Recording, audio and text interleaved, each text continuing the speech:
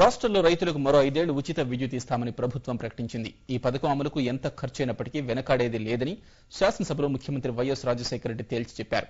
రాష్ట్రంలో మరో 5 ఏళ్లు కరెంట్ ఛార్జీలు పెంచబోమని కూడా ముఖ్యమంత్రి ప్రకటించారు. ఈ ఉదయం ప్రశ్నోత్తరాలు ముగిసిన తర్వాత ముఖ్యమంత్రి వైఎస్ రాజశేఖర రెడ్డి ప్రభుత్వ విద్యుత్ విధానాన్ని శాసనసభలో ప్రకటించారు. ఈ అంశంపై ప్రశ్నోత్తరాల్లోనే చర్చ జరిగినప్పటికీ మళ్లీ ముఖ్యమంత్రికి అవకాశం ఇవ్వడాన్ని ప్రతిపక్షాలు తప్పుబట్టాయి. సభా సంప్రదాయాలకు విరుద్ధంగా వ్యవహరిస్తున్నారని ప్రభుత్వంపై దాడికి దిగాయి. ఒక దశలో అధికార ప్రతిపక్షాలు తీవ్ర వాదోపవాదాలకు దిగాయి. ప్రతిపక్షాలపై విమర్శలు చేసేందుకే ముఖ్యమంత్రికి అవకాశం ఇస్తున్నారని ధ్వజమెత్తాయి. అధ్యక్ష, దీని మీద ముఖ్యమంత్రి గారు చెప్పే దాని మీద పాలసీ స్టేట్మెంట్ కాదా అనేటువంటి తమ రూలింగ్ ఇవ్వండి. అంటే ప్రతిపక్షాలను తిట్టడమే పాలసీ స్టేట్మెంట్ అని రూలింగ్ ఇవ్వండి. కొన్ని అదన హిస్టరీలో ఉంటుంది. ఏది లేకుండా ఊరికే మీరు వినండి, ముఖ్యమంత్రి గారు మాటలు తిడతారు, మీరు వినండి అంటే ఇది సందర్భం కాదు అధ్యక్ష. ఇది సరైనటువంటి పద్ధతి కాదు. ఇలా ప్రతిపక్షాల నిరసనల మధ్య ప్రభుత్వ విద్యుత్ విధానాన్ని ప్రకటించిన ముఖ్యమంత్రి వచ్చే 5 ఏళ్లు రైతులకు ఉచిత విద్యుత్ ఇస్తామని ప్రకటించారు. అంతేకాకుండా ఎత్తిపోతలకు కూడా ఉచిత విద్యుత్ సరఫరా చేస్తామని వెల్లడించారు. ఇవాళ మరో విధానపరమైన ప్రకటన చేస్తున్నా.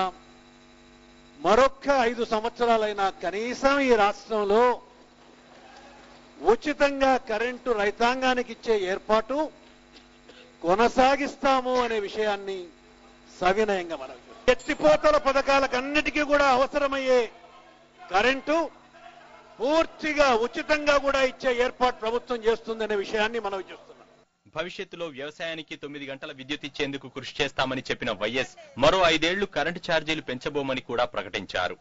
అవసరాలకు కానివ్వండి, పరిశ్రమ అవసరాలకు కానివ్వండి, లేక కమర్షియల్ అవసరాలకు కానివ్వండి, ఈ 3 అవసరాలకు కూడా సంబంధించి దాదాపు 2 కోట్లకు పైగా ఉన్న ఆంధ్రప్రదేశ్ లో కరెంట్ కనెక్షన్స్ కు సంబంధించిన ఏ ఒక్క వర్గానికి కూడా వచ్చే 5 సంవత్సరాల్లో కరెంట్ ఛార్జీలు పెంచము అనే విషయాన్ని కూడా మనం చూస్తున్నాం.